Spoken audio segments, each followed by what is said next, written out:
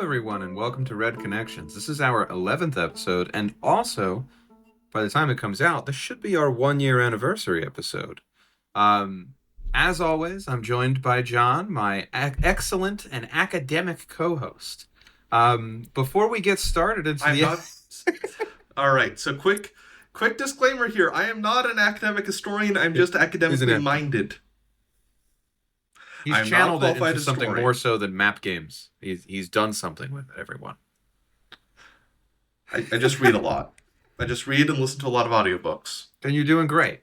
Before we get into our episode today, I have some quick announcements for all of you Red Connection heads out there. That's what I'm calling you now. Red Connections is now available not only on Spotify, where we have been for the previous 10 episodes, but on literally every fucking platform where you can listen to a podcast. If we are not on your preferred one-off platform, send me an email, add us on Twitter, say something in the fucking Guerrilla Radio Show Discord if that's where you are, and tell me what platform you need it on, and I will get the RSS feed uploaded to there. So we are now everywhere. In other news, this is our biggest news yet. Drum roll, please. I hope that comes through. Red Connections now has its own Patreon. You can find us at patreon.com/redconnections. We are going to be uploading not only our insane political screeds, we are maybe going to do, maybe John will do a little bit of world building, but we also have, most importantly, bonus episodes. Our first bonus episode is already live, and if you are, oh God, I don't remember what the code is anymore, but there is a code. Leftcom. If you want 80% off of your first month of being in our Patreon, use code LEFTCOM at checkout. 80% off. It's 80% off $5. So I'm pretty sure that's what? $1.25 you're paying for the first month? Yeah, it's highway robbery and you're the one robbing us. You're robbing us. You're robbing me. Please.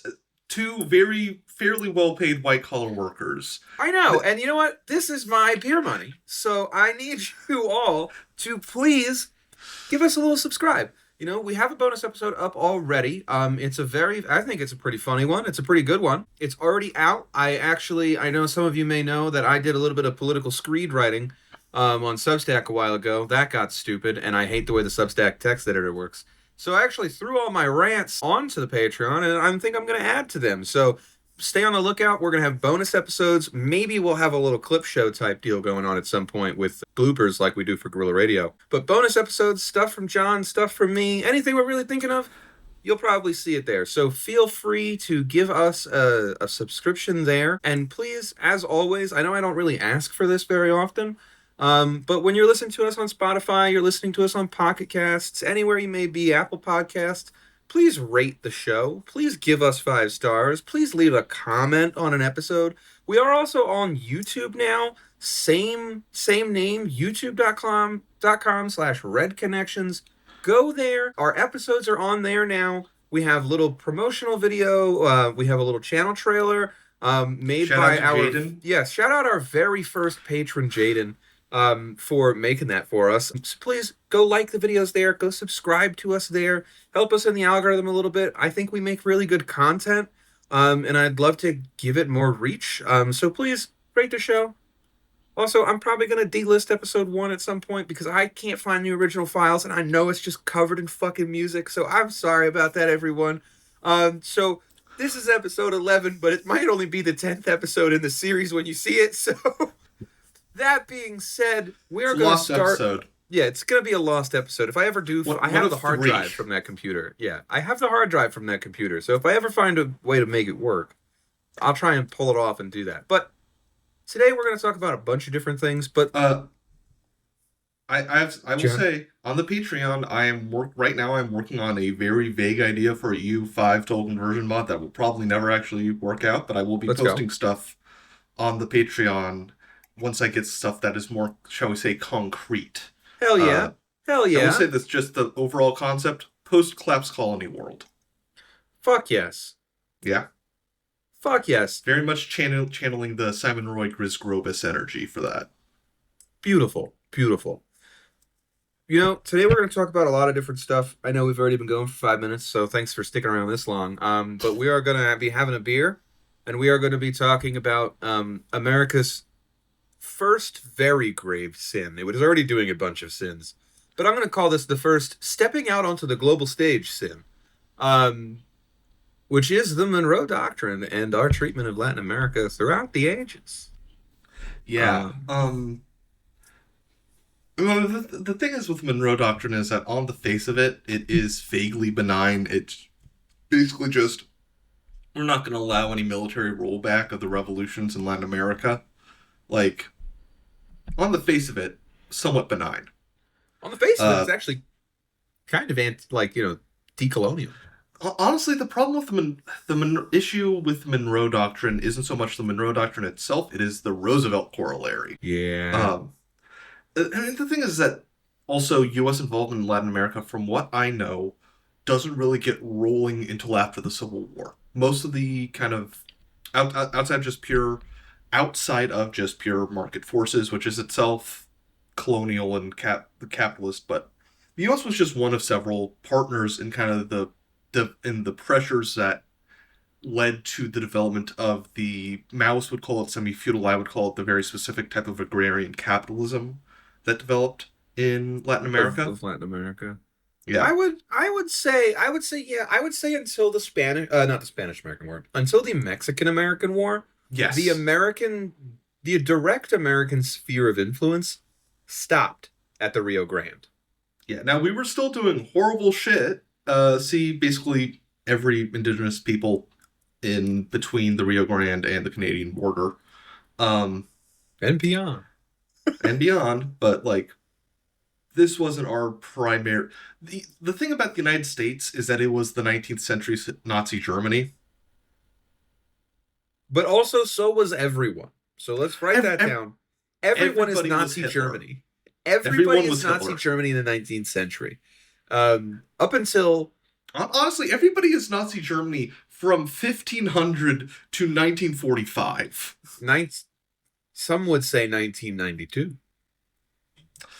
But like the thing is that the European empires were like even the thing is that empire is inherently a demonic, and I don't use demonic in like a spiritual sense. I use it in like a what's the word for when you're being very exaggerative, an exaggerative metaphorical sense.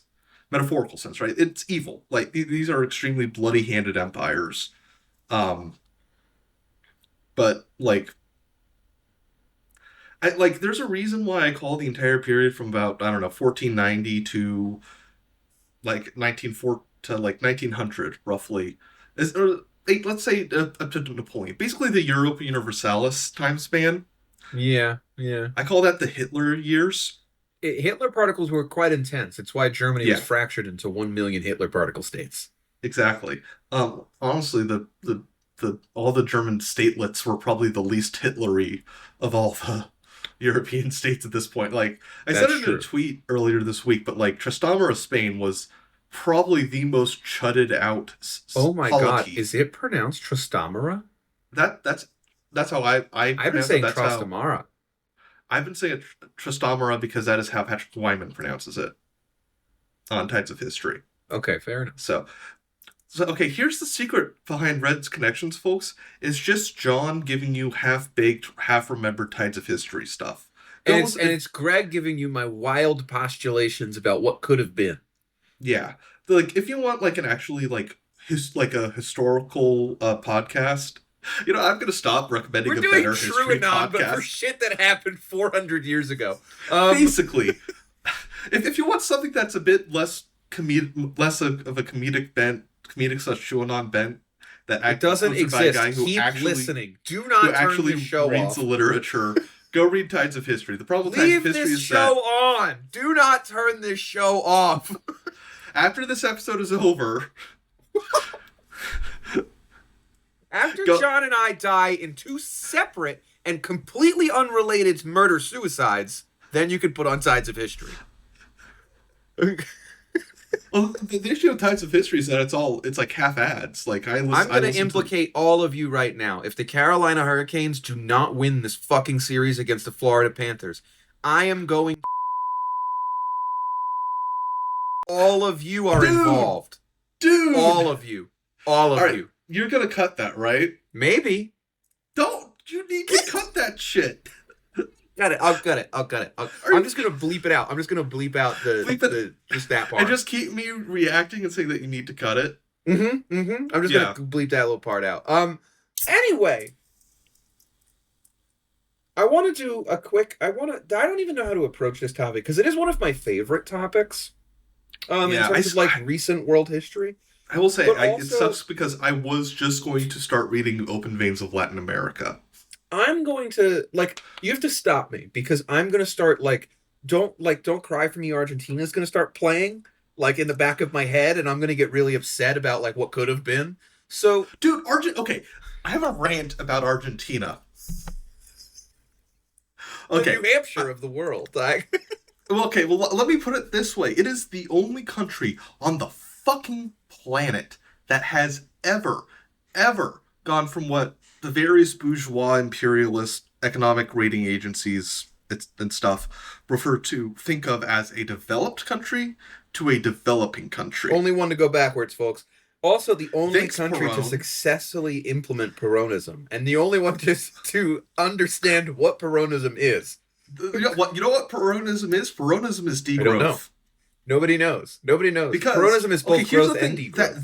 That economic backsliding was directly because of Peron's economic policies. Oh my God. Peronism is actually implemented National Bolshevism. Yes. Oh, okay. No. What Peronism is, it's Huey Long with a more military aesthetic. Not racist enough.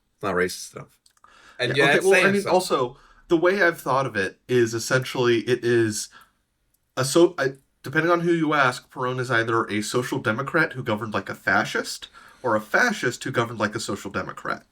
I'm going to go with column A. A social democrat who governed like a fascist? Yes. Okay, well, at this point, just flash up. Do you want to pick the other side so we can argue about it? No, I mean, I don't know enough about Perón, but I think also, this is where you put up this one fucking meme about I don't know how to describe it properly. I'm gonna put it in our Discord and tell me what the meme is so I can put it in the YouTube video right here. Yeah, I'm gonna just link it real quick. But if I can. Here's my biggest gripe, and it's not even really about Argentina. It's that until I'm going to say the Spanish-American War, until then, the United States existed in a multipolar Western Hemisphere with Brazil, Argentina, and sometimes Chile as equal partners in terms of both industrial and economic dominance of that hemisphere. Well, it's at a certain point it became the United States and Great Britain dominating the hemisphere.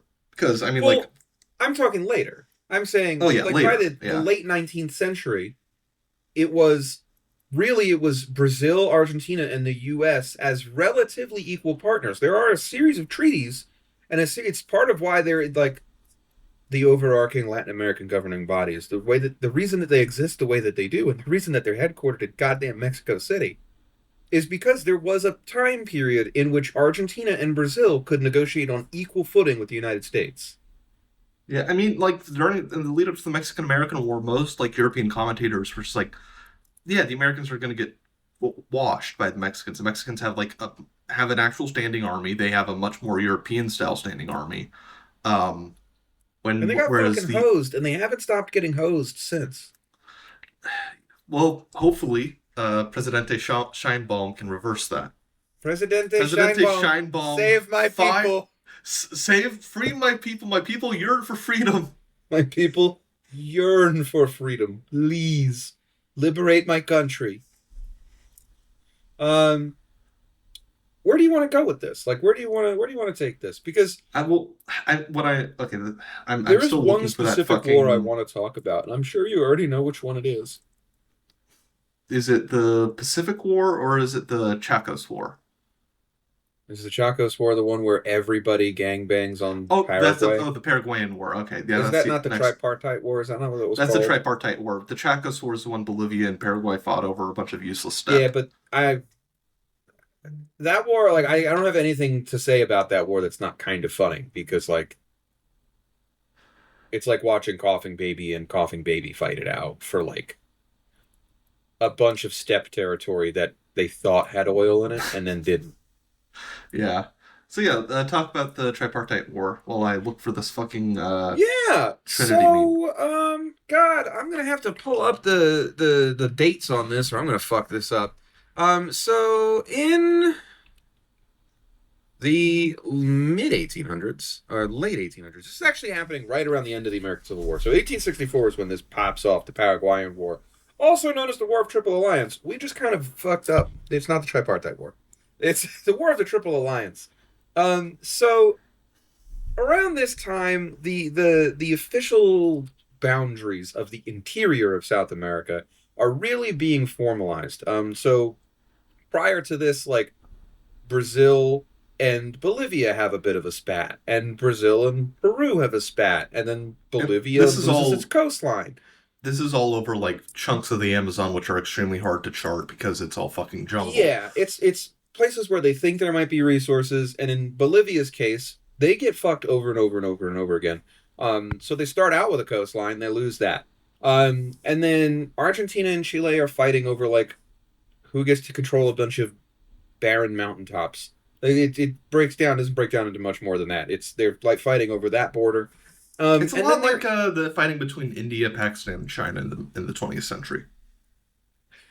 yeah, yeah. And then there's another state in South America, oft forgotten, Paraguay, sandwiched in between Argentina, Bolivia, kind of Uruguay, not really, but like Argentina, Bolivia, and Brazil is Paraguay. It's not very large. It's never been very rich. It has its only real maritime port on. Is that the Rio fucking Grande as well? Is that just No, also called the Rio Grande? if Paraguay is it's the Rio, it's the God damn it, the Rio de la Plata. The Rio de la Plata, the River of Silver. Anyway, Yeah, um, and that's there, Paraguay and is landlocked, but it does have it. It is on it's this got a enormous fucking seaport. river. Yeah, Yeah. so the Rio de la Plata is huge. It's Mississippi in size. It's bigger than that, I think. Actually, it's wider. It's a quite large river. It's not very long, but it goes to Paraguay, and that's their access to the Okay, sea. I misspoke. It is not the Rio de la Plata. It is the Parana. Fuck, it must just go there. Yeah, and Asuncion is on the Paraguay River. It meets into form the Rio de la Plata, I believe. Okay, so Paraguay is in a position in the late 19th century. It has a series of land disputes. Paraguay at this time claims an area that I'm going to say is probably roughly double the size of like if you looked up Paraguay right now, what they look like on the map. And they basically have these border disputes with every single one of their neighbors: Argentina, Bolivia, and Brazil. They've got a fucking problem with it. Paraguay wants all this extra land. It's decent. Some of it's decent farmland. Some of it gives them access to more than one river, which gives them more than one way out to the ocean. And so they want this. They want this. They want the ability to have these navigable rivers. And a lot of it is like 19th century irredentists like propaganda. At this time, like there's a lot of things going on, especially in Europe, that these countries are looking to as part of their national identity forming. Actually, somebody who plays a decent piece of this fight here is what the fuck is his name? He fought for Argentina, and then he went back and unified Italy. Fuck is his name? Garibaldi. Yeah, Garibaldi is in Argentina right now, in the Yeah. Argentine army as an officer. He eventually goes back to Italy and leads the Risorgimento, and that's it. Then you have Italy's unified state by 1870. Um, Yeah. anyway, there's a lot of territorial disputes going on here. Some of them are all the way back in the 16th century fucking Treaty of Tordesillas um, between the Brazilians and all of the Spanish countries. And then some of them are just like Paraguay never really It never really existed. I don't know how else to explain this. Paraguay is essentially a breakaway province of Argentina. It and half of Bolivia. Like it's two breakaway pieces of both of those colonies, neither of which were close enough to them to form their own metropole. The polity that is now called Paraguay was originally part of Argentina, and Argentina, or the viceroyalty of the Rio de la Plata, had a territorial dispute with Bolivia. Mm-hmm. Or with Bolivia, which was, I believe, part was of Peru, Bolivia at that point. Was part of it was Peru, Bolivia. When when Paraguay broke away under El Supremo, Jose Gaspar Rodriguez de Francia, who is such a guy. Let's just stop for a moment and say, every country in Latin America, and the United States does too, we just don't really talk about it. There's like a series of like early to mid 19th century strongmen in all of these countries. In the United States, it's fucking Andrew Jackson and also James Monroe. And the United States was a one-party state for about 15 years.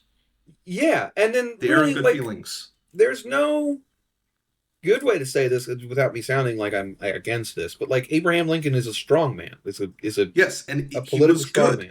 Sometimes he was just a good strong men are good. Yeah. So just kind of the entire political theory of Stalinism, but yeah, which whatever. Which here's the deal: South America has the same thing going on at this time.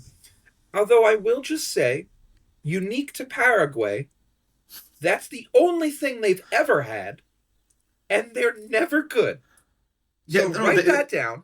Well, Francia is really interesting because he basically turned Paraguay into like the South American DPRK, right? Well, no, that's what Solano Lopez did. Francisco Solano Lopez is the one who did this war. Well, Francia got the ball rolling. I guess, he's the Kim Il-sung. There's a series of essentially isolationist autocrats in Paraguay. Rodriguez de Francia runs things from like 1814 to 1840. He's like the closest thing you can get to like a benevolent dictator. Like he's a competent administrator. He's very frugal, but he also, does strongman shit and, disappeared. Another thing is that Paraguay at this point is, and still is, like one of the few countries in Latin America that is majority indigenous, one, and majority indigenous language speaking. That is true. Other than that, it is just a small, isolated Spanish Hispanophone city-state. Paraguay is Asuncion. Yeah. And that's it. That's where I'm going to say that's where that stops. That's Paraguay. And then, like, they exert a colonial influence over the rest of their territory. This is something that is very important to note, is that the Latin American countries, much like the United States, are still colonial projects. Like, especially now in the 19th century, South American colonialism worked differently, obviously, than North American colonialism. Yes. The South American, first off, for what it's worth, the South American colonies were far more urban and far like older in a lot of cases in the terms of how old their metropoles were. At least 200 years old. 200 years older, and in a lot of cases, take this as you will, North American colonial projects, there was no urban fabric to subsume. Pre-existing. There was no pre-existing. By the time Europeans got to these locations in force, like Cahokia was a thing, but Cahokia was gone by the time, for almost 200 years by the time people were, like, Europeans were there. It was an extensive decline, and before the Columbian Exchange and the Great Pestilence happened. And then the Great Pestilence happened, that just basically wiped the urban networks off, the Mississippian urban networks off the map. Yeah, the reason America is the success it was in terms of a colonial project is because the urban fabrics that were there had declined previously, and anything that was left had been ravaged by smallpox. Whereas in South America, yes, ravaged by smallpox, But the actual urban infrastructure built by the empires that existed in South America before was not like, and again, don't take this the wrong way, everyone. The Inca built in stone. Their structure, their urban fabric stayed. Whereas the eastern woodland cultures of Eastern North America, they did not build in a permanent fashion like that. They built permanent structure, but they were not building stone highways. Like the Spanish had such a fucking leg up, and essentially they got to conquer Rome while somebody was still taking care of Rome. Like, Yeah, it was just exactly. already Like, there.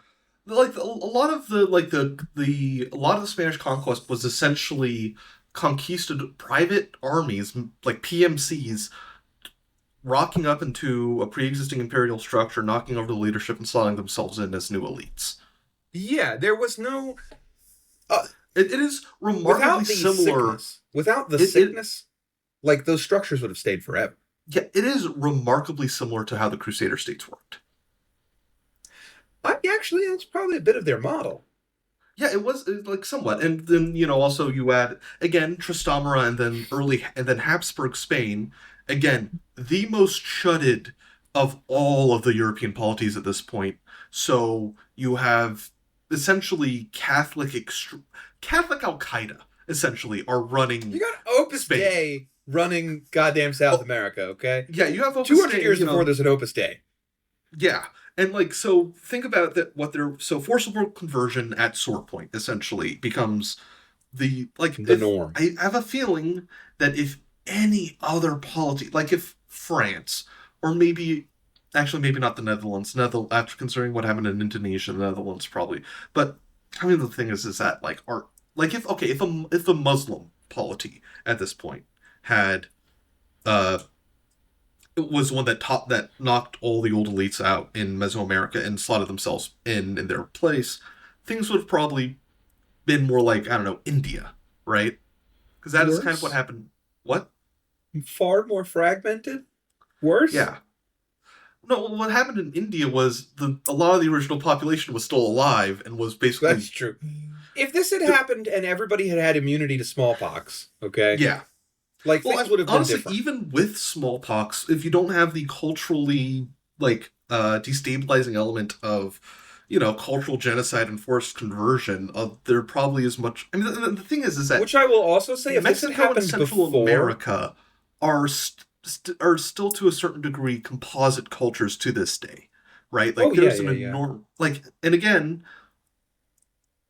Native Americans and indigenous peoples in Latin America, by and large, had a much better survival rate than they did up here. Like, but they are completely syncretic creations.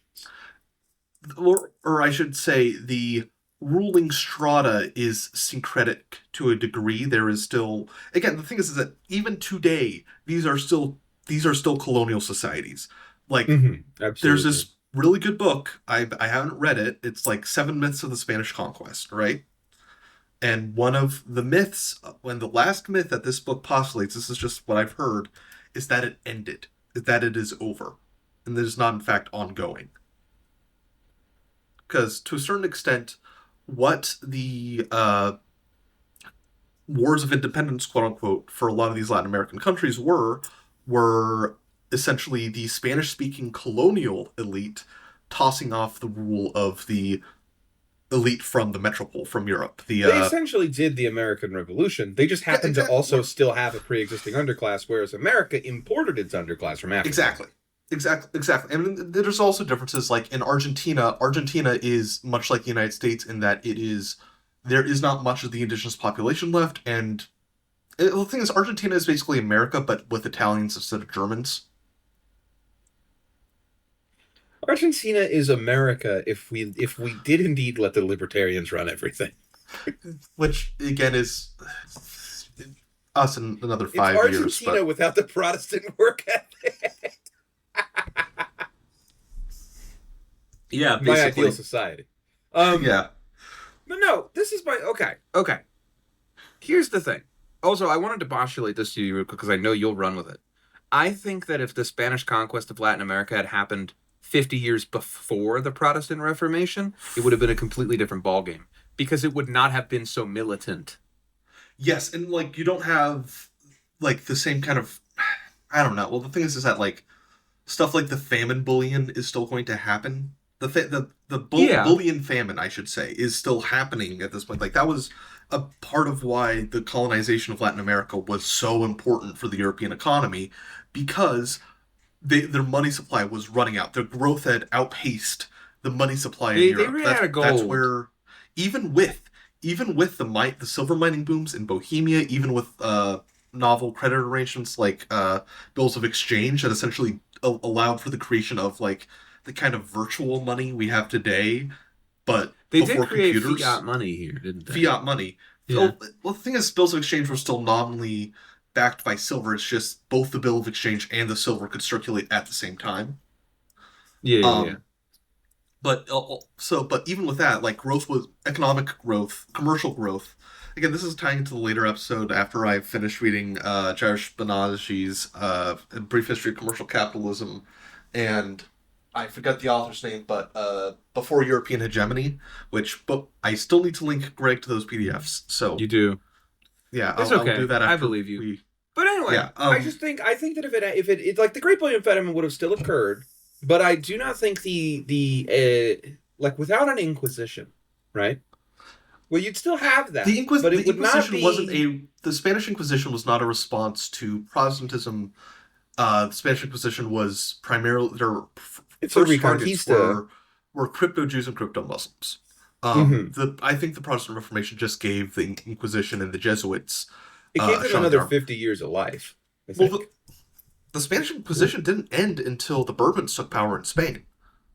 Yeah, but I mean, it gave them another. Yeah, but by the 50 time years the of Bourbons, it dominance. was yeah, And another 50 The years of Jesuits were the dominance. primary counter-reformational segment of the Catholic Church, not the Which is Inquisition. crazy because now you look at the Jesuits and they're like, They're so nice. they're the most Again, normal ones. if we talked about this in the bonus episode, the Jesuits are the only part of the Catholic Church I have any real institutional tolerance for. I just think they're nice. If anybody came out of that, out of the hellfire of the 15th century, okay, it's the Jesuits. Yeah, I mean, they still had a deep role in Counter Reformation reaction and the colonization First of off, Latin I'm America. pro Counter Reformation. The thing about the Reformation is that it was historically progressive. It ruined the world. It ruined the world, but in a historically progressive sense. I mean, Boo! capitalism would have developed with or without Protestantism. Protestantism just put fuel on the fire. Capitalism with Catholic, with the Social Catholic. teaching? Yeah. I think that's how you just. I think that's how you jump. I think in that case, capitalism just makes Catholicism worse. No, I think you actually just make a jump to social democracy. Well, speaking Because of social democracy, I found that Spain, not Spain. Protestantism gets rid of all of the do good for others aspect of Catholicism. mainline Calvinism does. Anyways, speaking of social democracy, I found that meme I was looking for, and I'll send it in the chat, and Please you can try and describe it and react to it. I will try and describe this in real time. Oh my God, is this the DSA? Hitler realized no more than the program of social democracy, but without the socialists.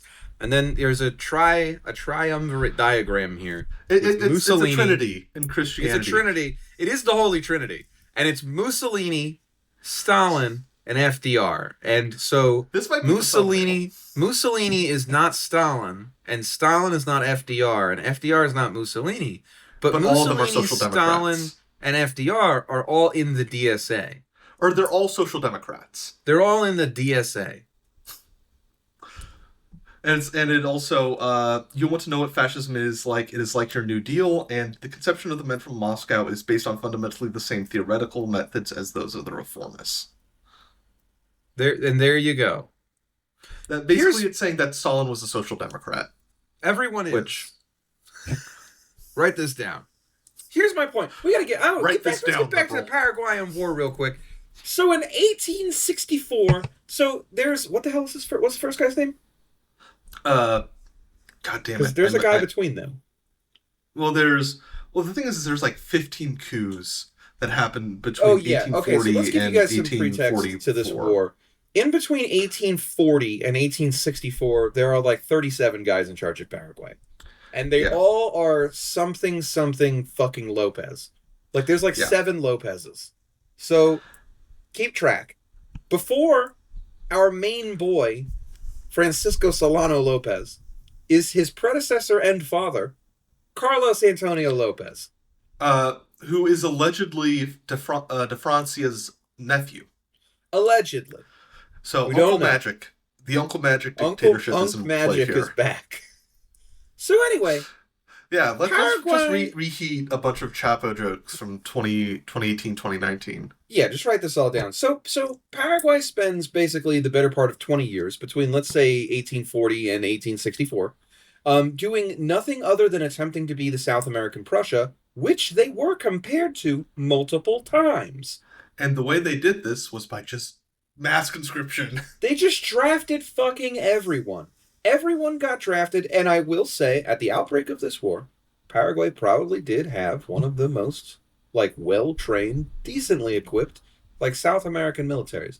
They were lacking in ships, obviously, and they were lacking in artillery, obviously. But they had a very well-trained professional army trained by the fucking Prussians, and issued decent rifles. That's all you really needed in 1860 is a decent rifle and a Prussian guy to yell at you. I'm not going to get too deep into why this is going on, but essentially, there's another war going on in 1862 called the Platine War basically between Brazil, Argentina, and Uruguay in a 3-way clusterfuck. When that starts to come to a close, Solano Lopez, who was an ally of the Uruguayans, was giving them material support, is not a part of this, but whatever. He decides that this is a great time to seize this disputed land with Argentina, and seize this basin. I believe it's actually the fucking Platine Basin. It's like a relatively it's a very fertile but like narrow strip of land. Right on the other side of the Paraguayan border. Essentially, Paraguay today controls like the fucking upper bank, and Argentina controls the lower bank. Yeah, it is. I believe the disputed area was Misiones province, which is just like this like little spit of land between Paraguay and Brazil. Yeah. So a little bit more background as Paraguay decides to do this. Here's some more background for you. Brazil was the first and only country to recognize the independence of Paraguay in like the 1840s, because Argentina considered it a breakaway province. Brazil takes up their defense because they love to poke at the Argentines. This is still going on. And so Brazil initially gives Paraguay the army that it has. Like they just have this. They are trained and equipped by the Brazilians. However, nobody fucking likes the Brazilians, especially apparently the Paraguayans. So because inland Brazil is a fucking jungle, the only way to get from like Rio de Janeiro to the interior at this time is to take a boat, and basically you have to go through Paraguay. You have to go through Paraguay back into Brazil. Paraguayans don't like this because they're not getting paid for all these Brazilian ships. So that's part of your dispute, okay? I will say a lot. Here's the thing: the area near Paraguay is jungle, but between this area and the Amazon is mostly like grassland and chaparral, which is like there's also a mountain range in between Rio de Janeiro and that too. But anyway, so this is going on, and then I'm flying through this. Uruguay and Brazil fucking fight every 6 months for 2 decades. Write that down. That's all you need to know. They're fighting all the fucking time. They're fighting somehow every time Uruguay manages to wriggle its way out of this jam, even though it's like the size of fucking New Jersey and has like 80 people in it. They wriggle their way out of the jam every goddamn time. However, in 1863, and at the end of one of these Uruguayan wars, Paraguay demands territory from Argentina. Argentina starts supplying rebels in Uruguay who somehow managed to do some shit in Paraguay. Paraguay demands an explanation. Argentina basically gives them the little fuck you. Moving from there, we're just gonna move the fuck on and say that Paraguay just goes, fuck it. They go full Hitler mode, and they start trying to seize territory from fucking everyone around Yeah, them. and I was wrong. So there's actually a neat little map on Google on the Wikipedia page for the Paraguayan War, which we will link in the description. Yes, we should. Uh, Go ahead and take a look at that. But the Paraguayans have land disputes with Bolivia, Argentina, and Brazil. With Argentina specifically, they are disputing what is today the Formosa province and the Misiones province.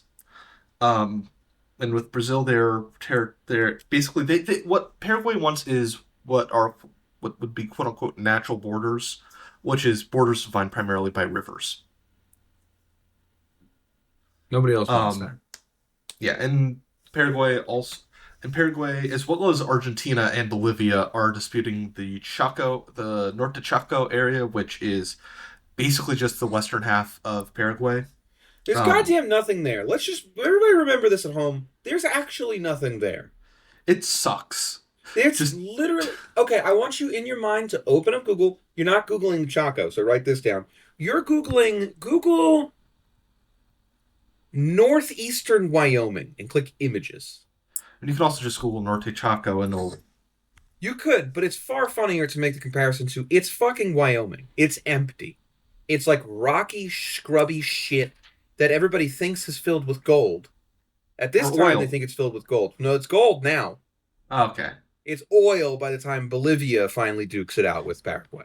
They didn't And even get somehow like surveyors loses. out there before they fought a 5-year war over it. You would think. But here's the deal. So we're just going to skip ahead to the beginning of the fight because I don't want to explain the politics because I'm not an expert. In 1865, Paraguay begins this war against all of its neighbors, well, except for Bolivia. So they're in this war. They're fighting Brazil, Argentina, and Uruguay. It's basically they all fought a war and now they're fighting this war in their big get along shirt. It's like the United States and the Spanish American War. Yeah. So here's the deal. Paraguay, by far the lowest population of these four states, however, starts this war with the largest army by like a fucking mile. Paraguay begins this war with 60,000 trained men, according to some people. We're going to, even if we half it, 38,000 is what Wikipedia says. They have 400 cannons, 23 steamboats, and 5 river ships. I don't know what that means, but it's something means something in South America. It's a small boat with cannon. Like a cannon on it? With multiple. It's basically like a like smaller version of a standard sea battle ship steamer? at this point. Okay. Like, yeah, they're like tiny steamboats. Okay. So, actually, okay, we're going to assume Paraguay has about 100,000 people that they can use to fight in this war. I'm reading further into the Wikipedia says article. 300,000. Yeah, by the end. At the beginning, Okay. they're saying Paraguayan army has between 70 and 100,000 men, like, available at the beginning of the conflict. They're not very well equipped. However, like, they're far larger. So let's take a look at the fucking opposing forces here. Brazil, Argentina, and Uruguay were far smaller combined. Argentina has 8,500 troops. This is like a war, folks. This is a real war. Argentina has 8,000 dudes. Brazil has 16,000. Uruguay has 2,000 dudes. Only Brazil has a real navy at this point. The thing is that American wars, and I use America in like the Hispanic or Brazilian sense, which is just America is the supercontinent. We didn't even get there weren't battles anywhere near even late medieval battles in terms of size until the American Civil War. Well, that's happening right now. That's happening during this. Yeah, that's true. But battles here are so much smaller than battles over in the old world. That's true. I don't know how much of that is just due to lower population density. I don't know how much of that is due to I think a lot of it is logistical constraints and just like the lack of infrastructure. But that is something to keep in mind. Is that battles like the U.S. Civil War, the first battles are basically medieval battles in terms of scale, and then the last battles are like World War I size. Like yeah, this entire period is like a rapid uptick in militarization yeah, because on both what you're continents. watching, like, if you look at this from a distant historical perspective, first off, Brazil, Argentina, and Uruguay just fought each other. All right, they took a lot of lessons not only from that, but they're also everyone in the world with an army has sent a fucking observer to goddamn America. They're watching what's happening in the United States because it is the first fully industrial war. Like, if the Crimean War was the precursor, the Civil War matured the idea that you can have like a full industrial machine behind your war fighting. So everybody's watching this. Paraguay takes note. They fucking mobilize the whole country. This is also, I'm going to say, this is maybe the first instance of true total war ever. I'd say the Civil War was also a total war, but yeah, this in On this scale. on this scale, and also where, well, part of the reason why this was a total war is because of Francisco Solano Lopez being a moron. They refused to give up. Heart of a Refusing fighter. to give up. Like, spoiler alert, this guy goes out like Hitler in the bunker, essentially. Like, I think Spoiler alert. Paraguay's population curve is not recovered today. yeah, essentially, like, I think the only thing that you can really compare a late Paraguayan War Paraguay to is the Third Reich in 1945. Yeah, everywhere that has a building in Paraguay looks like fucking Berlin in May of 1945. And also just like the just total breakdown of society. Um, I think that's the main one. It's just the total societal breakdown that happens. To vaguely speedrun this war, for the sake of time, Paraguay takes this initiative, this advantage that they have in terms of just manpower and the fact that they're centrally located to everything that they want. They only have to walk 5 fucking minutes to get into the place they need. So they essentially occupy basically all of the areas that they want with different. They break their army into pieces. Obviously, they get all of these things. However, by this point, everyone is going to get really mad. Okay, Brazil and Argentina finally put down the sticks they've been poking at each other for 50 years and decide that this is a great time to absolutely crush any aspect of the fucking country in between them ever rising up again. Ever. And they spend the next, what, how long does this war last? 5 years? 4 years. 4 or 5 years. 4 years. Which is very long for this time period. Most wars are wrapped up within 6 months. That's why... Yeah, well, the Crimean War didn't even last that long. Yeah, I mean, like, the Crimean War lasted, I think, 2-3 years. Like, the thing is that... And the Civil War lasted, like, 4 years... Like, 3-4 years. This lasts 5 years. After this, most wars are... Like... There's the 7 After Weeks this, War, the seven like one like the Austro-Prussian War is called the 7 Weeks War. Yeah, after this, yeah, the next real battle between like comparable powers is going to be like the Franco-Prussian War, and that's like the Franco-Prussian War that lasts 6 months. Like most battles are just a series, like 3 or 4 decisive battles happen over the course of a month, in part because like a lot of the technology puts a lot of emphasis on the offensive, as well as new technologies allow for rapid mobilization in such a way that is overwhelming, primarily the telegraph and the railroad. Yeah. After that, I think between the 1860s, there isn't a long-scale total war into World War One. Yeah, because you can't even, like, the Spanish-American War, it lasted a while, but because of the distances. And there's also colonial conflicts in the Africa. Philippines, in Africa, but those are genocides. Honestly, those are less so. those are genocides. Yeah. But like so here's the deal. Like the American Civil War is like does change the game in the sense that like it is 4 years of heavy fighting. Even in longer wars, there's like a few major battles and then it's really just everybody posturing for a while. This is also another war that changes the game in the fact that it's total war for 4 fucking years nonstop. They are fucking killing each other. To speedrun it, Paraguay, like, they're winning for the first fucking 6 months, and then they spend 5 years losing. And they do not give up. They are given multiple fucking opportunities to take anything on the spectrum of peace with honor to peace with everyone being dead. They don't take any of those. They take none of those options. They spend the entire war fighting.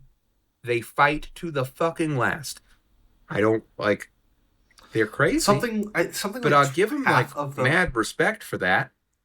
Half the male population is dead by the end of this, I think. No. Do you want to know the number? It's like, what, 70%? At the end of this war, Paraguay loses 70% of its overall population.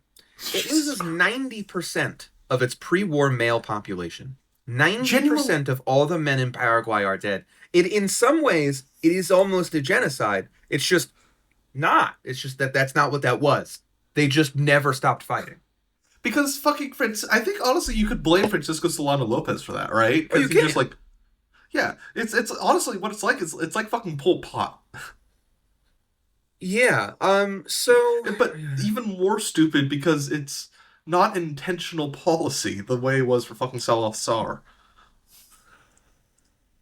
Oh, by the way, Salazar is Pol Pot's actual name. Yeah. So his birth name, I should say. I don't want a dead name. So this is kind of crazy actually. So by the end of this, Bolivia actually wins out in this deal by not having to fight at all, but they do get land out of this. So they get essentially half of Paraguay. They lose access to the Gran Chaco. It's actually kind of funny in 1896. This is far after the war, all right? We're going to get back to it in a second. But in 1897, Rutherford B. Hayes negotiates a settlement between Bolivia and Paraguay that holds until 1940 for the Chaco. So here's the deal. Everyone in Paraguay dies. Everyone. 70% of them are gone. The pre-war population of Paraguay is maybe 3 million. Maybe. I don't even know. There's no fucking way to... it's not on here. There's no way. There's nothing on here. But... Let's see here. Oh my god. 900,000 people are left. Yeah, Paraguay's pre-war population... There's estimates. The estimates are between 300,000 and 1.3 million people. 70% of them are dead. 70% of them are dead. Yeah. After the war, the census in 1871 records 220,000 people. Do you want to hear the breakdown? Sure. 221,000 total people in Paraguay in 1871. 107,000 of them are women. 86,000 of them are children. 28,000 are men. Jesus Christ. That's got to be one of the most skewed gender ratios in human history, right? Yeah. The only one comparable I can think of is early colonial America, and that's in the opposite direction. Yeah. Maybe the Viking settlements on Iceland and in Finland. It's got its own goddamn Wikipedia page. Paraguayan war casualties. I've never seen... This is not even on the World War II page, everyone. Well, the thing is that if I remember right, a lot of this is contested. A lot of the some Argentine and Brazilian sources have their own account that say that the Paraguayans are they're lying. Overemphasized. Yeah. They're overemphasizing, but the thing is that honestly, it is. But even if the higher estimates are still believable to me, I mean, what are the lower estimates? Put it at it's still catastrophic demographically, right? Yeah. Paraguay gets they got fucked here. Okay, they lose everything. All right. It's the most consequential conflict in South America, I think, since the Wars of Independence. Yeah. It sets up the ABC nations to be the main power players in South America until World War II. And at which point, even after World War II, Brazil and Argentina specifically work in concert with the U.S. as equal partners in the war against communism. The dirty against communism. Operation Condor, things of this nature. Yeah. Over the course of this war, this is also setting you up for a lot of late 19th century military coups in the Southern Cone. Yes, because especially in Brazil and Argentina. In Brazil, I just pulled up the figure, over 100,000 Brazilian men served in this war A over the lot of course them of it. Afro-Brazilians. A lot of them Afro-Brazilians. They continuously get the short end of the stick. They're not the point of this, like in terms of the juntas that come, but they are a Yeah. part of it. Yeah, I mean, also this eventually you end up. I think within about 50 years of this, Brazil has its first Afro-Brazilian president. Yes, it does. It also spells part of the ongoing things going on with Brazil. At this point, everyone, Brazil's an empire. Yes. I believe it's not, at this point, it's no longer in personal union with Portugal. No, it is Um, not. it was for a I bit, and Portugal was ruled from fucking Rio de Janeiro. Um, Yes, which is it's an interesting little like bit where cool you think little, there's a possibility for like a genuine like transatlantic empire from like between Portugal, Brazil. I honestly, if that kind of that state where like a genuinely like transatlantic multinational Portuguese empire would have probably had a better chance of holding on to Angola and Mozambique. yeah, but anyway, so Brazil, and here's the other thing.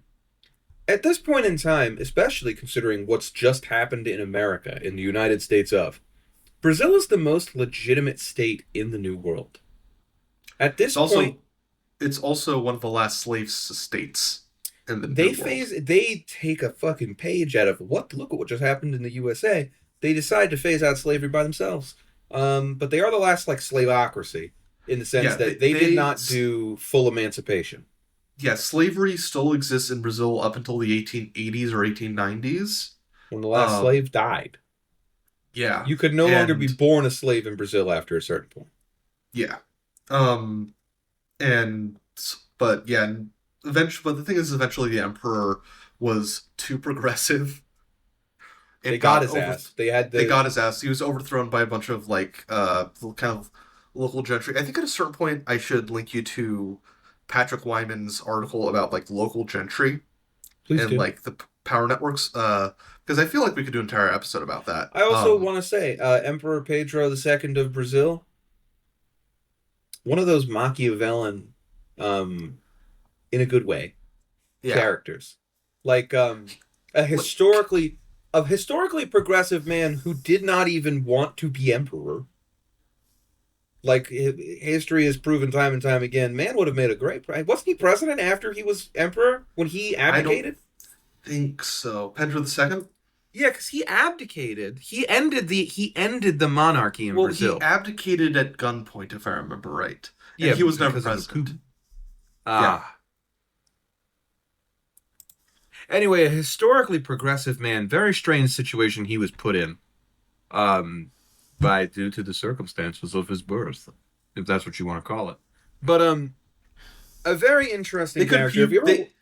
he could have been Puyi'd if like actually progressive forces had been the one to install the republic instead of a bunch of, you know, country gentry Yeah. Hitlerites. Yeah, I don't even like Pooh. He, I mean, yeah. Anyway, if you ever want to read something very interesting about like the one monarch who might have not been a complete Hitler, like he's a good one to read on. Yeah. I like Pedro. I think he's like historically a progressive figure. Um. Anyway, Pedro. The most legitimate government in the New World at this point in time. They are legitimized by by the racist Europeanness of them, but B, They're because they are a very honestly. What's really interesting about this time period is that if you look at like Mexican army uniforms and like the entire the whole Prussian army training, the Paraguayan military and the the empire of Brazil, there's this really interesting like Mittel European vibe going on with a lot of Latin America at this point. they're doing tropical Prussia. Yeah, they're doing tropical Prussia.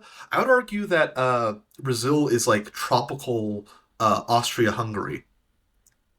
No, that's Mexico. That's literally Mexico at this Yeah, point. yeah, yeah, because Mexico has a Habsburg for a bit, Mexico is the empire of Mexico right now. and they have a spare Habsburg running the show. Well, actually, the thing is, one of the main things with the Austrian slash Austro-Hungarian Empire is that it was a universal empire, right? It could nominally include any ethnicity, right? Yeah. Well, I guess yeah. I The guess thing with Brazil is that in this case. well, the thing is, I don't think Brazil wasn't really a. It was a Brazilian national project, right? I mean, the thing is that like the big universal empires at this period were the UK, British France, Empire, the Qing Dynasty. and they're not a universal empire. They're not. They are a multi-ethnic empire that is nominally ethnically neutral. Nominally. Nominally, not the Brits are a universal empire built upon a racial hierarchy. Same with the Austro-Hungarians. I'd actually Um, say at this point in time, because they're still independent, it's Congo. the Congo. Yeah, Congo. Congo. Congo was a Portuguese dependency at this point, I think. Functionally, it was independent. I would say like Congo is like a good one for that. Yeah, Because that's a Congo. multi-ethnic, multi-religious, multiracial I'd empire. say the United States, since 1945, has tried to be a universal empire and is turned out to be too racist to do it properly. Goddamn Scots Irish fucking ruin everything. Yeah, but I mean, like, what was our earlier point about Pedro? We were talking about Pedro. I think Pedro's a historically progressive figure. I like Pedro. I don't know. I have nothing more to go on from that. Yeah, Well, but do not again, quote oh me on yeah, this. I know. I'm sure he said horrible things, but like, no, he's a European royal. Yeah, um, he also had a fucking but cool ass beard. yeah, but it is interesting how like there was a actually existing alternative to the nation state in terms of organization that existed up until World War One. You know? Yes. I Yeah, and I like really and I think a lot of the reason arguably I the USSR was an attempt to rejigger that and get that going again. yeah, and I also think like it didn't die though. The United States supported that alternative just in the periphery. And arguably the United States is an example, at least is it is interesting. The United States as the world empire failed at that because it is again too racist to do it properly. But I think internally it is transitioning into a proper multi-ethnic empire. Uh, As Some of our most beloved right-wing figures exactly. are no Well, longer white Protestants, everyone. the thing is that they're also the thing is that it's like when you talk about it's like well in terms of culture and in terms of like political dynamic in terms of like worldview the right wing is fairly uniform. They all speak perfect English, perfect American English, I should say. They all ascribe to roughly the same ideology. They all ascribe to the same cultural markers. The thing is art. Like the thing is part of it is also like the whole edifice of white Americana is going to start to crack up over the next 50-ish years, right? I mean, we had this whole argument a couple months ago in the Discord, the Gorilla Radio Show Discord, about is America as a single country more diverse than the string of countries of Europe, right? Yeah. America has more internal diversity, I think, than any one European nation, but I do think that there is more diversity between European nations than within the United States, if that makes sense. That makes total sense. I Yeah, agree. that was my position that I don't think anybody was able to particularly articulate well over a text format. Yeah, Um, no, yeah, I agree. and Where are one we thing is going with this? we were talking about like the different we started talking about like the universal multi-ethnic empires in like Latin America. Brazil being like the most quote unquote legitimate. I don't know if legitimate is the right word. I think stable might be I think most prestiged, I think maybe is a better the way to say this. most prestigious. I mean, because it's a fucking the whole table of ranks of Europe of like Yeah. the whole paradox grand strategy style This is the other country thing. tiers still Yeah, kind of I existed mean at this point. the Brazil and Brazil is also like this is not to get rid of the fact that Brazil is a colonial state. And so Brazil, but more so than even the United States at this point, Brazil is a European state that happens to be located in South America. Yeah, yeah. Same with Like that Argentina. is yeah, they are very much just like running a European state in the tropical rainforests of Brazil.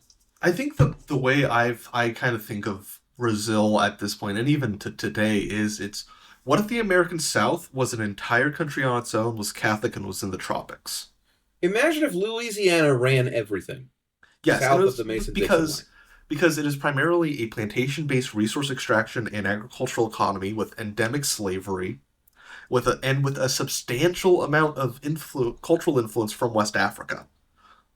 Yeah, yeah. I'm not sure. Like the American South is very heavily tinted. Maybe tinted isn't the right word. Influenced by Yoruba culture from all the people that in Came from Nigeria West that we kidnapped Africa, and shipped yeah. over here. Something like 90% of African Americans are of Yoruba extraction originally. I'm not sure what They're that Angolans. yeah Angolans They're Angolans. in in Latin America in Brazil Like at least. Luongo, Congo. They're Yeah. Congolese. Oh, the thing is that I'm not sure how the what the markets for enslaved people were The like. I don't know if Portuguese like market was very insular. okay, They extracted from their colonies to their other colonies, okay, that makes sense. mostly because the British blocked them off from all other forms of trade. Well, and also the whole weird like internally isolated markets that a lot of the Iberian powers had, like especially during the Habsburg period They in were doing, Portugal. they were doing, they were doing juche. Every imperial dynastic state was doing juche at that Yeah, they're point. all doing juche. The only people who are getting rich off this are like a bunch of flower fuckers in the Netherlands. So Fucking write that down. bastards. Um, but anyway, my point being here. Also, I will just say I'm just going to make a bold statement here. Brazil has achieved multi-ethnic democracy far better than the United States has. I mean, they did elect Lula, not Lula. Lula is good. They elected They fucking did like Bolsonaro. Bolsonaro. We elected Donald Trump twice. Yeah, that's true. Well, the thing They only is elected him also once. I'm not. The thing is that I don't know if I know enough to dispute that or agree with it because I am not. I have a. Here's the thing. I have a Brazilian acquaintance who's even more of an intransigent left comp than I am. Um, and I could ask them about it. Honestly, I don't know if I think they'd be like willing to come on, I but think I would love it if they would. I think race relations in Latin America. First off, race relations are different. Like totally America different. has Like such a unique system of race relations. somebody made a graphic map of like what the kind of racial divides are in a lot of Latin America, and I don't know how true it is, but like the United States is European, in European, Latin American, African American are the primary racial divides here, right? Yeah. Canada's primary European, Anglophone European, Francophone European, Indigenous. Mexico's Yeah. primarily It's European Indigenous. Canada is English speaking, native, the polar bears, the maple trees, salted cod, the fucking Quebecois, who are my Yeah, personal enemies. yeah. Like Mexico and most of Central America are primarily European Indigenous. Colombia, I think, is European Indigenous and Afro Latino. Uh, Same with Venice. I'm not sure about Venezuela. I think Venezuela is probably pretty much the same. And Yeah, then, and then Brazil's the only other Ecuador, one Peru, like that. Bolivia are primarily white, indigenous, and are minority white countries. No, Mexico is like mestizo indigenous because a lot of cultural identity in Mexico is built around the idea of a blended. Like I said earlier, a lot of the ruling strategy conceives of it. The ruling stratum conceives of themselves as being a blend of like the Nahuatl Aztec aristocracy and like the Spanish colonists. Which leads That's to some of the coolest aesthetics known to man. yes. I mean, They do like with Catholic Aztecs. Shine Bomb at that Nahuatl ritual that photo that got taken a couple weeks ago. I didn't even see that. I'm thinking about Shine Bomb in front of the Mexican Military Institute, which is the coolest picture I've ever seen in my life. Yeah, but like Uh, that with black and white with fucking Harkonnen arena music from Dune I 2. know. Uh, Anyway, regime aesthetics are cool. But anyway, yeah. Brazil, race relations. Maybe I'm getting that wrong, folks. Write that down. Um, maybe they're not better. Maybe they've not succeeded. Maybe it's more so that like the cultural lens I have just doesn't. I can't translate it as easily. I'd have to live there. I think probably to understand because I'm sure there is a divide. There always is. And so back to our point about that, we've been doing this for an hour. We should talk about the fucking Monroe Doctrine. Yes. I just wanted to babble about the Paraguayan War because it's terrifying. So I'm gonna pull this up here. God damn it! I found the image I was looking for, but it's on fucking Instagram. Is there a goddamn text that goes along with this? Is this just all?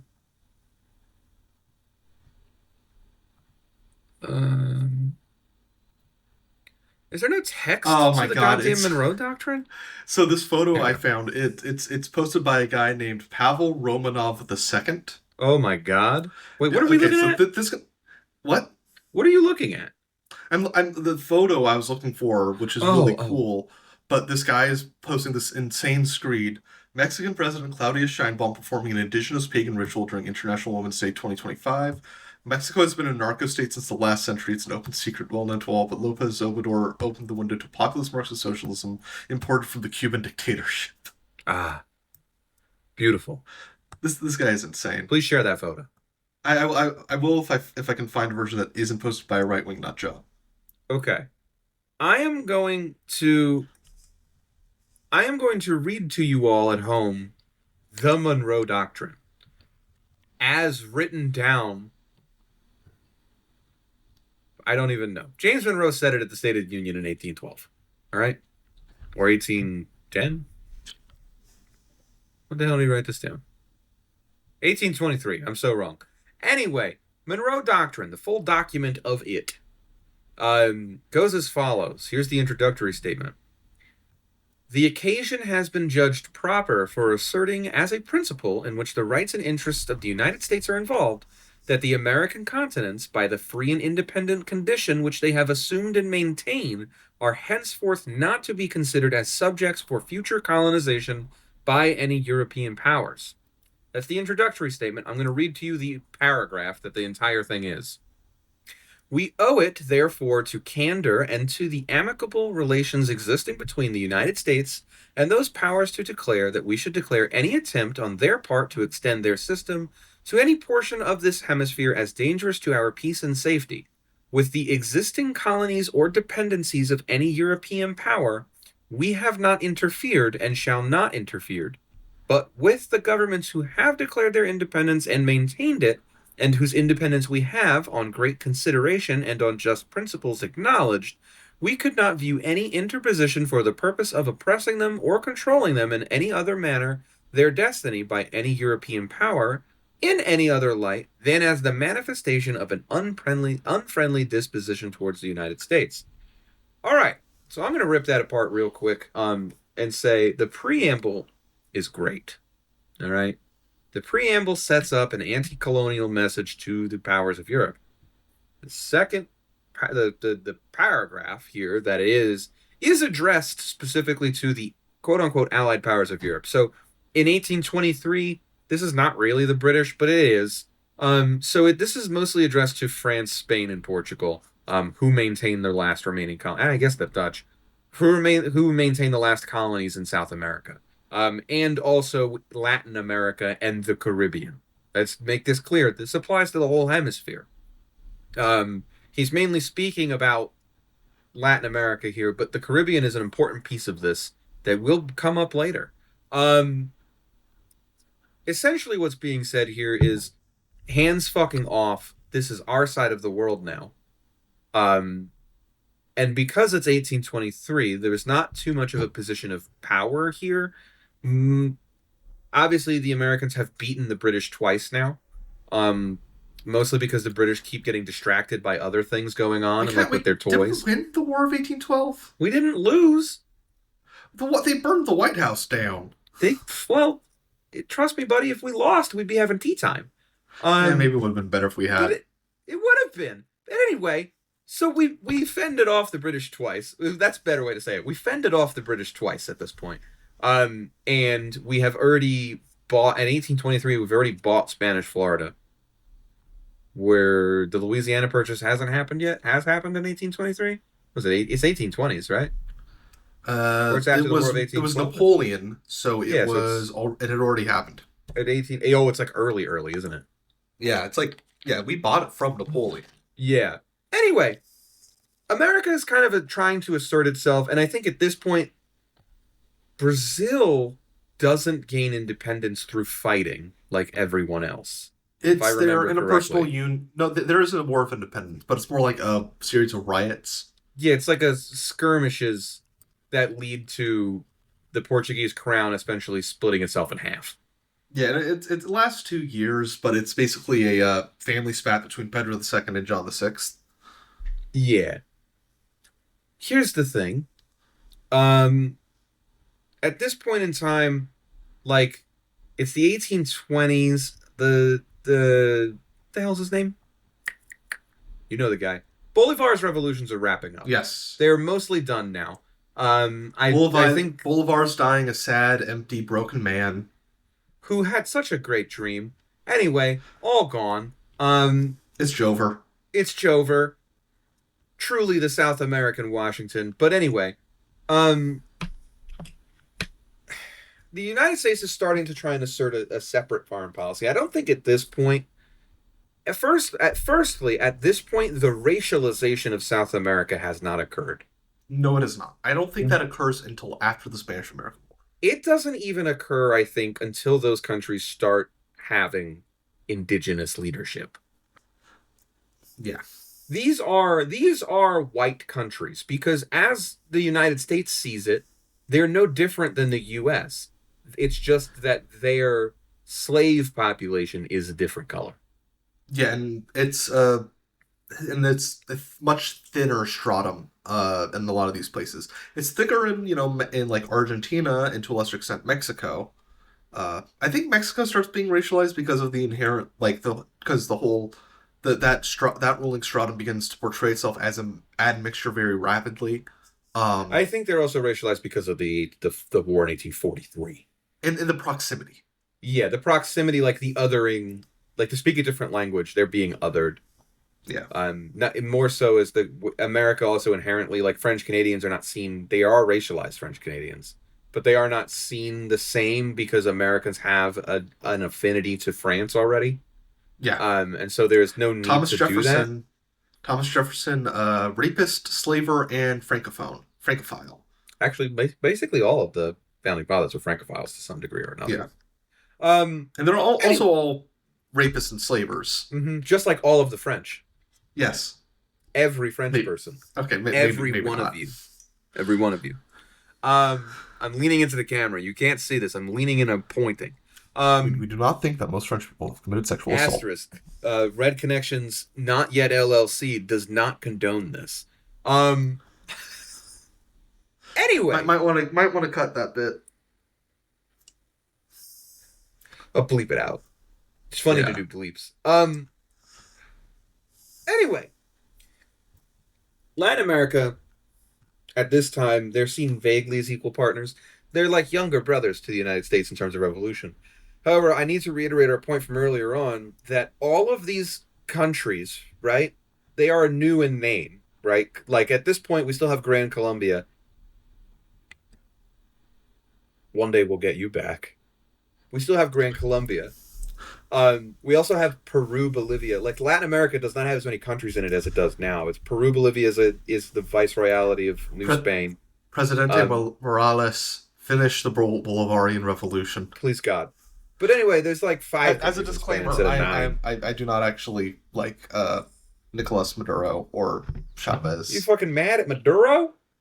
I think Bolivarism that they espouse has much more in common with Peronism. It has much more in common with Baathism, and I'm gonna get real spicy here. Italian fascism. South American Baathists. Yeah, that is basically what Bolivarismo is. It's South American Baathism. Wait, we can't lose the track. We can't lose track. We're gonna stay on topic. We're already over time. Anyway.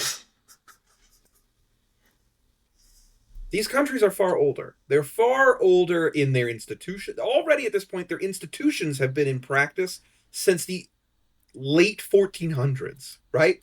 You know, Columbus gets to America, gets to the Caribbean. Cuba's late 1400s. The conquest of Mexico is until the 1520s. Conquest of Peru is until the 1530s. the United States does not become a real thing, like even in colonial terms, until the mid 1600s. Like Yeah. you don't really like there are colonies in North America, but they are if South America is a series of like city states run by the Europeans, these are outposts. These are fortresses that they have built on the edge of a vast and unexplored landmass. Um, like and in a lot of cases, especially Peru, Bolivia doesn't inherit as many of these, I don't think. But Peru specifically is going to be my example. They inherit the administrative empire of the Inca. They Yeah. do not like a lot of Incans die through Uh, war and through Tawant- disease. Tawantinsoyans, I think, is the autonym. Is Is the that their proper term. autonym? Well, the autonym for the Inca Empire was Tawantinsuyu, which just means realm of the four corners. The ethnicity that ruled this was the Quechua. Can I So just say Quechuans. Incan as a demonym though? I don't think it's accurate. Quechuans are still around. Aren't they Quechua? Quechua, yeah. Quechua Anyway, were the a ruling lot of ethnicity. people who lived in the fucking Incan Empire, because I can't say that word. I don't.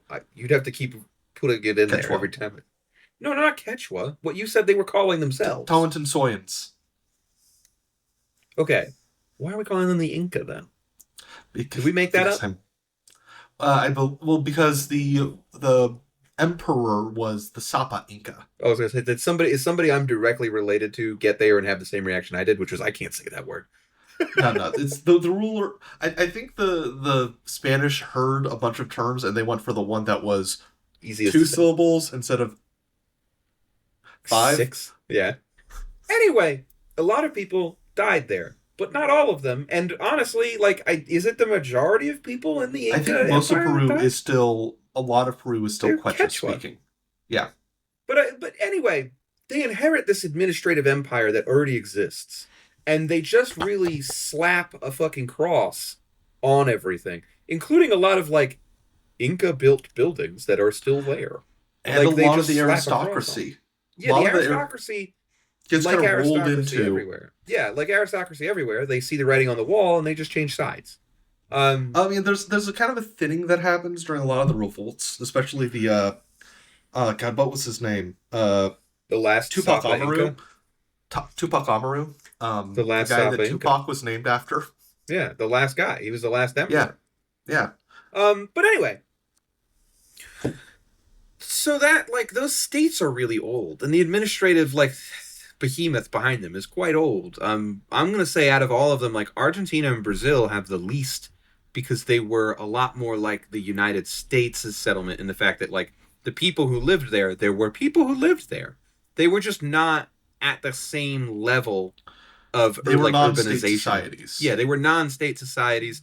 There were states. I love learning, but this is one of my favorite little things. Is I love learning the fact that now we are quite aware of urban societies in the Amazon basin. Yes, that Who is somehow so interesting to me. died. And like everybody's theory is that when Spanish explorers got to like Peru, the sicknesses they brought with them made it into the Amazon basin before they got around the other side. What I think is more likely is there were massive and extensive trade networks connecting basically not Paraguay, Paraguay, actually. Patagonia, Yeah. all the way up to the Great Lakes, especially around the Gulf of Mexico. I refuse to call it the Gulf of America. I'm never calling it that. No, fuck you. Like this is my most lib thing. I'm not gonna call. I'm never gonna do that. Mount McKinley. It's fucking Denali. Fuck you. I honestly forgot that it was Mount McKinley. Yeah, right. Did they rename it Mount McKinley? Yeah. They're back. We're back to Mount McKinley. Yeah. What the fuck?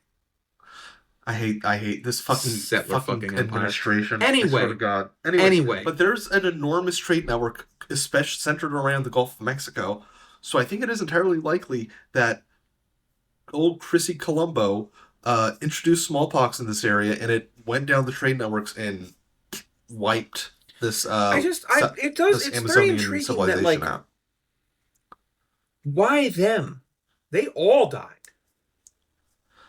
Like they got thinned to such a degree it wasn't that that they went back to pre-state society. Oh, the thing is that all you don't really need. The thing is, civilization is fragile. No. I Maybe mean, like, why them? Like, why? Like, their population was particularly devastated. I think probably because honestly, I don't know. I It also might. think Well, the thing that's an is, interesting I point you're mean, like there's making. something similar in like the Eastern Woodlands, right? Like a similar collapse. I I think the reason why guess, the but Aztecs and the uh, how the thing is, yes, okay, maybe it wasn't Christopher Columbus. I think it was probably from the Inca, Cortez Cortez, not Cortez, or was yeah, it was the either Cortez or it was the other asshole compulsion. who hit the Inca, um, whose name I can't DeSoto was remember. America, right? DeSoto. It was either Wasn't Cortez or DeSoto DeSoto. Florida? Oh yeah, I don't Because know, but DeSoto, this is a cool factoid from where I grew up. DeSoto probably came through my town in the 1530s because he made it all the way to the Cherokee. really, Yes, there's Spanish a Spanish conquest of the fort. Inca There's a Empire. Spanish fort in North Carolina. It was Pizarro, Francisco Pizarro. Pizarro, that bastard. Yeah. It was I probably don't it know was if it either was, Pizarro or Cortez or both that probably wiped them out. But and they just never realized it because by the time the Portuguese got that far up the river, it had been another yeah, 100 years. yeah, And the jungle comes back fast. yes, it does. But yeah, that's so interesting to me. And this is another thing I think That's another theory. That's one theory as to what spurred on the Little Ice Age is the massive the collapse of the Amazonian the basin, collapse of like the Amazonian society. civilization, and there's the massive regrowth sucking so much carbon dioxide out of the Yeah. atmosphere. I also this is another thing I think like we like you and I less so, obviously, but I think all of us like Westerners, and this is just Northern Hemisphere people, um, we take for granted, like we look at like the colonization of the Americas and we look at it like, yes, there were these highly complex urban societies in North America and in South America, but we tend to think of them as existing within a vacuum where their influence only kind of touches the states right next to them and like the Nope. because there is a hierarchy to this in that if you take the Valley of Mexico is a terrible example because it's too many mini states fighting each other. But if you look at like the Inca Empire, this is a like Roman Empire sized empire. It is massive, and on its periphery, it's not it's not like only barbarians out there like Rome, There's right? city states. Like there There's are other states that exist on their periphery and not everywhere, not on every border. In that case, it's very much like Rome, where like you have organized societies around Rome, but like to the north, the Germans they're doing non-state society tribal stuff. Like it's not that they're not there, they're not leaving the same type of mark. This exists in Latin America and it exists in Mexico and in North America. We tend to think of them as like having no contact with each other, whereas contact between the Inca and the Mexicans at this time is probably a lot more like Rome knows that China exists. yeah. Like Rome knew that China was there. Rome knew that India was there. They weren't directly meeting very often, if ever, but they were like trading through intermediaries. Uh, yeah, I mean, there's probably a lot more, like more intermediaries, and there's probably a much more heavy game of telephone happening there. But also, I mean, like stuff like the medicine wheel is like this cultural motif that exists from Alaska all the way down to the Darien Gap. Well, this will get us into our next topic, John. Yes. Do you want to say do you want to just let's end this here? Are you okay to just keep babbling, but I can stop the recording and start it again? Or are you done? Yeah, yeah. Okay. Or we could just keep going, and then you could cut some chunks out and put that in a blooper episode, and then cut That's it down okay. to an hour. Here, you know what? I'm just going to put a mark. Thank you, everybody, for listening this far. 50-50 shot, you're going to just keep listening in 5 seconds because it's a bonus episode, but maybe not. Who knows? Maybe it'll just be a blooper reel. All the shit I said in the beginning, remember that stuff. Go do that stuff. I love you. I'll see you in a few weeks. Goodbye.